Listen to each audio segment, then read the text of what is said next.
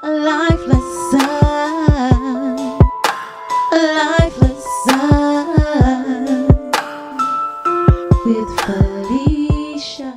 We are currently in the middle of a life lesson series called 3 Life Encounters Ordained by God. And today's life lesson is entitled The Prison. Genesis chapter 37 verse 26 through 28 from the NIV.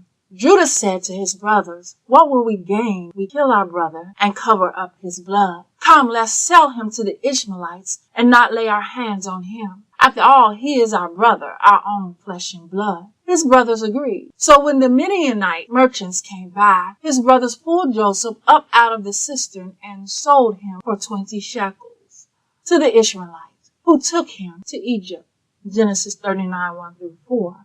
Now Joseph had been taken down to Egypt. Potiphar, an Egyptian who was one of Pharaoh's officials, the captain of the guard, bought him from the Ishmaelites who had taken him there. The Lord was with Joseph so that he prospered, and he lived in the house of his Egyptian master. When his master saw that the Lord was with him, and that the Lord gave him success in everything he did, Joseph found favor in his eyes and became his attendant. Potiphar put him in charge of his household, and he entrusted to his care everything he owned. Genesis chapter 39, 19 through 23 of the NIV. When his master heard the story his wife told him, saying, "This is how your slave treated me," he burned with anger. Joseph's master took him and put him in prison, the place where the king's prisoners were confined. But while Joseph was there in the prison, the Lord was with him. He showed him kindness and granted him favor in the eyes of the prison warden. So the warden put Joseph in charge of all those held in the prison, and he was made responsible for all that was done there. The warden paid no attention to anything under Joseph's care because the Lord was with Joseph and gave him success in whatever he did.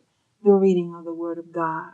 The pit experience would inevitably lead to the prison experience. One may believe that to be in prison means that you have done something wrong. Reading the accounts that led up to Joseph's imprisonment, we see otherwise. If the pit is allowed to humble you, empty you, and cause you to thirst after God, what then is the purpose for the prison? Joseph taken into slavery and placed into Potiphar's house was strategic alignment. God allowed the slavery as a means to get Joseph where he needed him in order to fulfill his purpose and plan for Joseph. The prison is for edification, positioning, and authority.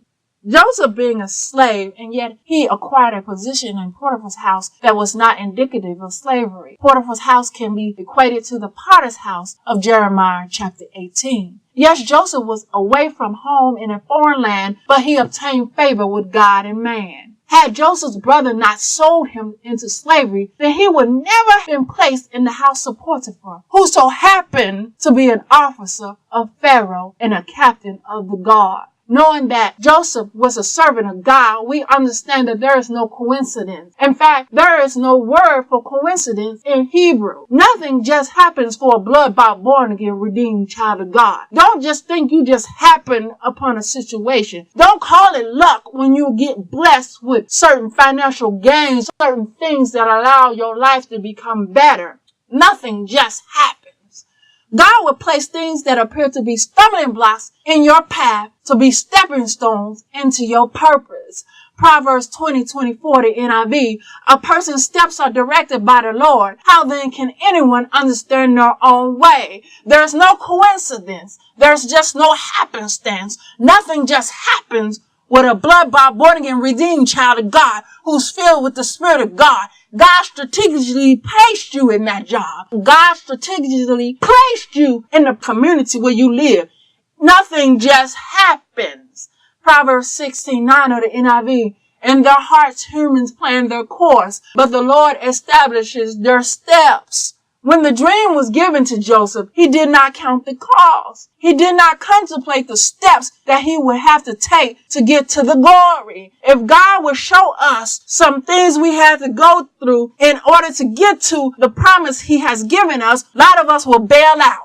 But God shows us the promise, the glory, in hopes that we will take hold of that glory because we walk by faith, not by sight. And in trusting him every step of the way, we know that if God told us, if God showed us, then it will happen. So I have to endure with joy So God give me the strength to endure with joy. Because I know that my current circumstance and situation is not it. And it seems like a prison because I know this is not what God said it was going to be. When God showed Joseph the dreams that he gave him of him ruling and reigning, he did not take into consideration the steps it would take, the process to get him to that glory. We often don't. And when trouble starts to happen in our lives, when persecution starts to happen in our lives, when trials and temptations start to happen, we thrown back because we don't realize they're for a purpose. God has allowed it to get you to that glory. He did not even consider where the steps would take him. He never realized that to get to, he had to go through. We see that Joseph learned humility, was empty, and thirsted for God when he was thrown in a pit. God had endowed him with a new tunic called favor. Know this, get this. The thing God strips you from does not compare to what he will adorn you with. I'll say that again. The thing God strips you from does not compare to what he will adorn you with. Remember, Joseph's brother stripped him of his tunic of many colors. But God in Potiphar's house and in the prison adorned him with a new tunic called favor. Every step we see that God allowed Joseph to prosper and succeed. And every step Joseph took, God allowed him to prosper and succeed, to have good success. It does not matter where you are. When the favor of God is on you, you can't help but to prosper and have good success. God also revealed himself to and through Joseph that it was no doubt to all those who knew Joseph that God was with him. Oh, that I will live a life that when people see me, they know that God is with me.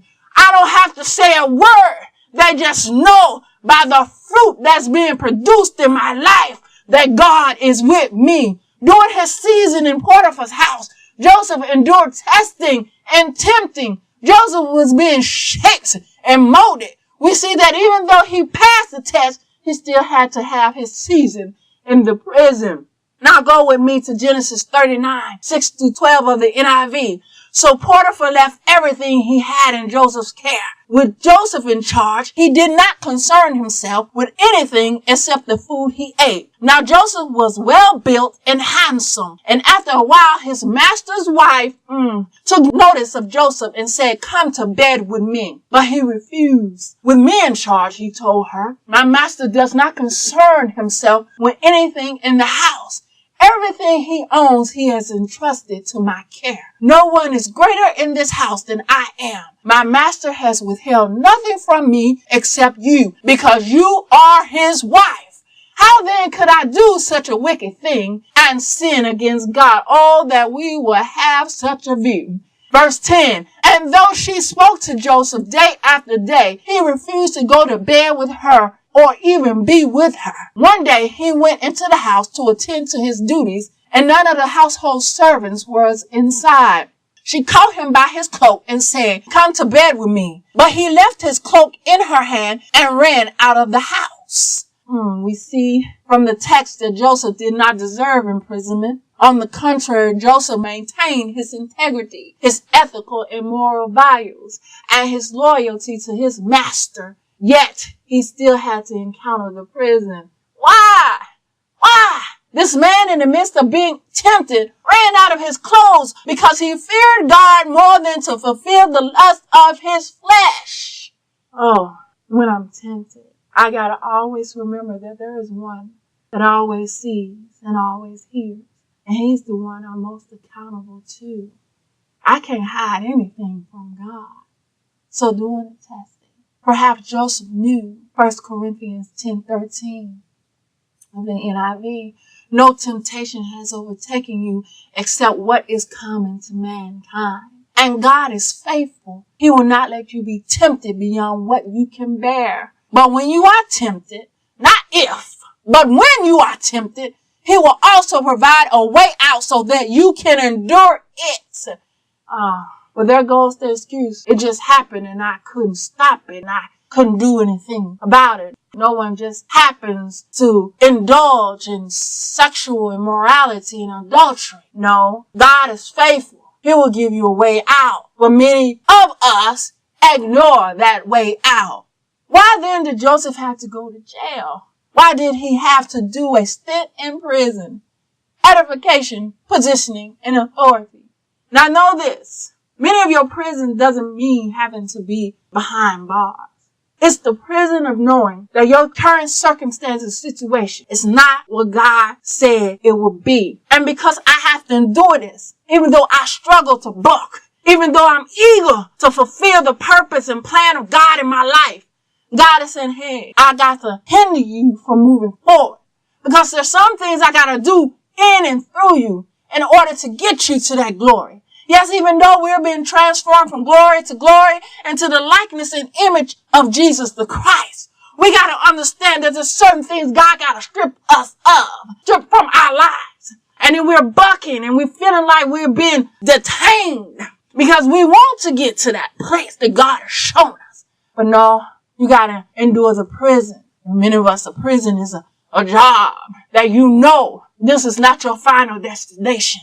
But I got to endure because God has strategically placed me there in order to do something in me and through me. It's all for the betterment of the souls that are around me. Your prison may also be that God is telling you to remain single even though you desire to get married. You are so impatient that you fall for anything, that you go looking for anyone. But God said, I got your Boaz. If you just be patient and let me do things in and through you to be able to equip you to be able to occupy the position of wife in your husband's life. Edification during his season in Potiphar's house. And now the prison, God is teaching Joseph how to rule with humility. Joseph is being built up and prepared to govern a country by learning how to govern and be faithful over small things. Zechariah 4 verse 10 of the New Living Translation. Do not despise these small beginnings, for the Lord rejoices to see the work begin, to see the plumb line in Zerubbabel's hand. The 7 lamps represent the eyes of the Lord that search all around the world. Luke 16:10 through 12 of the New Living Translation. If you are faithful in little things, you will be faithful in large ones. But if you are dishonest in little things, you won't be honest with greater responsibilities. And if you are untrustworthy about worldly wealth, who will trust you with the true riches of heaven? And if you are not faithful with other people's things, why should you be trusted with things of your own? So that's the problem with people. Despising the small beginnings, despising the prison, even though you are destined for the palace. You got to understand, God will give you tests and trials to test your faithfulness and your trustworthiness. He's telling you if you're not trustworthy with other people's things, if you're not trustworthy with other people's property, how then can you be entrusted with the kingdom things?